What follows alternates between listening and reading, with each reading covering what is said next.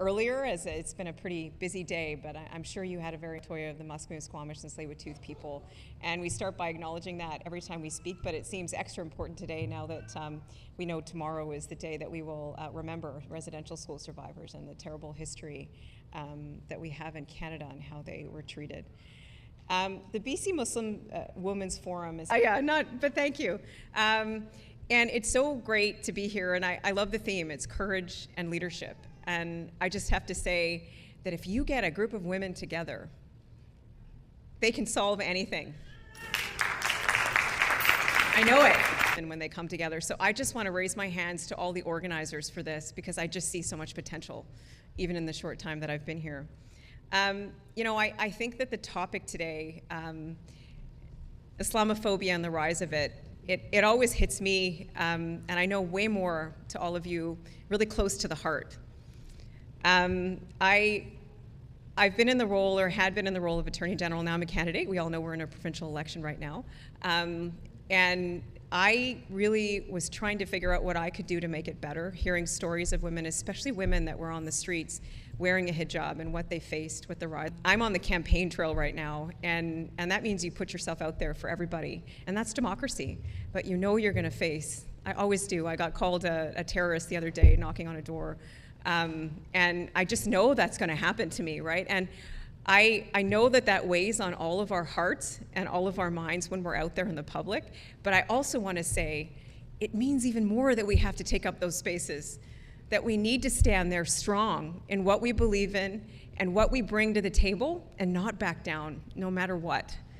And I think that that power is what changes the world and changes spaces of power, and makes it so no matter what is thrown at us, we can make that change in government, in universities, in mental health, all of those places that I've already heard some of the leaders here today say. So it is with that leadership and courage that the change lies, and I just want to raise my hands to all of you for being a part of that and for building upon this.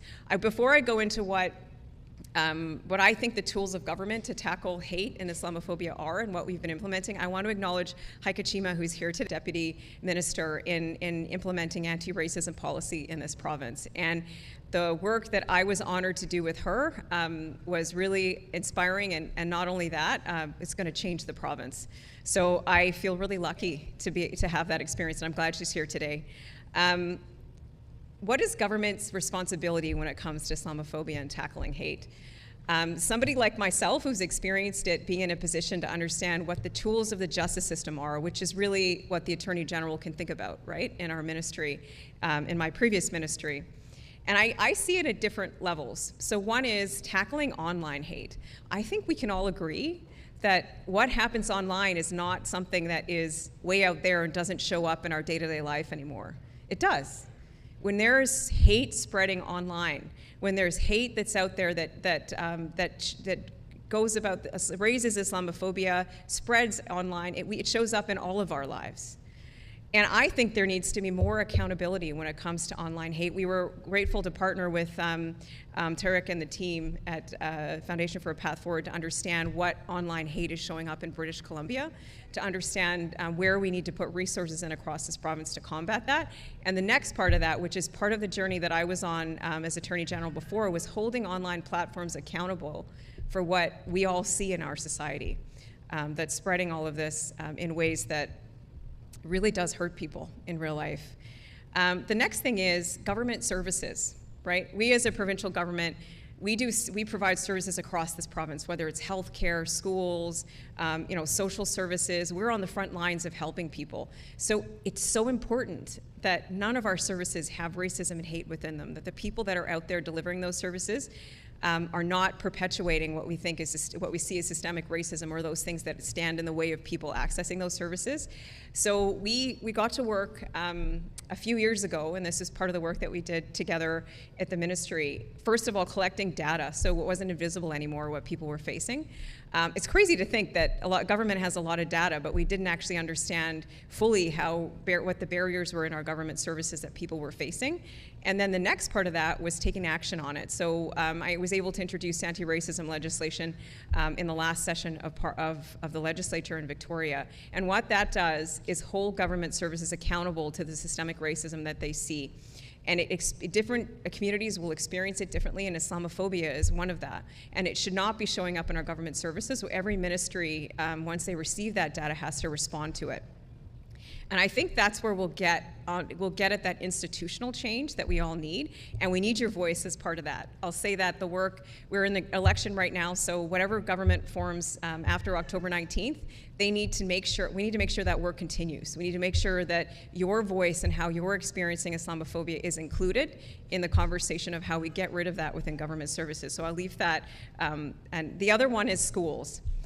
So kids going to school and need to understand how discrimination shows up, and they need to have a safe, inclusive environment. So we've made it mandatory for every K-12 school to have anti-racism training, and that includes like understanding things like Islamophobia and how it shows up for different people.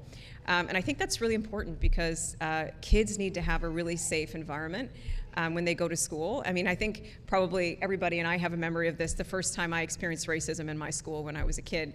And once you have that first experience, it changes your sense of belonging and safety within your community, and helping kids understand how to stop that and to feel strong in who they are, I think is vitally important. The other thing is on the streets. I have to tell you that Tanwir and the work with mental health and how Muslim women are facing that. I remember the first time you shared the stories that you were seeing of just the feeling of unsafety on this that women feel on the streets. And I got to tell you, that makes me so angry when I hear these stories, that somebody in British Columbia can feel like walking on the street, expressing their identity, can be unsafe. And I know that that's a reality for a lot of people, and I know that it's gotten worse. And we need to make sure that our institutions and our services on the front line are acknowledging that as hate and responding to it. And that's been one of the key priorities that I've had in my previous role. Whether that was making sure that police have the training that they need to understand what a hate crime is and how it shows up. For those people that don't want to call the police because they feel like that's something that feels like unsafe to them, we launched a service that was a racist incident helpline to help people connect with services and supports that we need to make sure that they're safe, but also they can get supported by the appropriate community to help them overcome that. And we've also invested in Resilience BC, which is a network of organizations across this province that are there on the front lines of people that are experiencing hate. I know that there's so much more work to do, but the one thing that I started with, which is the fact that if you get a whole bunch of women together, you're going to solve problems. So I just want to encourage all of you that as you sit here and you think about the specific challenge of Islamophobia and how Muslim women show up in solutions in different levels of institutions, I just want to encourage you to keep getting involved. With your voice and your experience at the table, that's where the change really comes. And I know that it's hard, and I know that we always face barriers when we push our way to those tables and we push our way past those barriers to sit there, but the power in that is something that really inspires me, and the reason that I felt like it was so important to come here today and our busy campaign that we're on right now every day. So I want you to know that you're valued, that you're important, that the challenges that you face of Islamophobia, we need to fight every day to make sure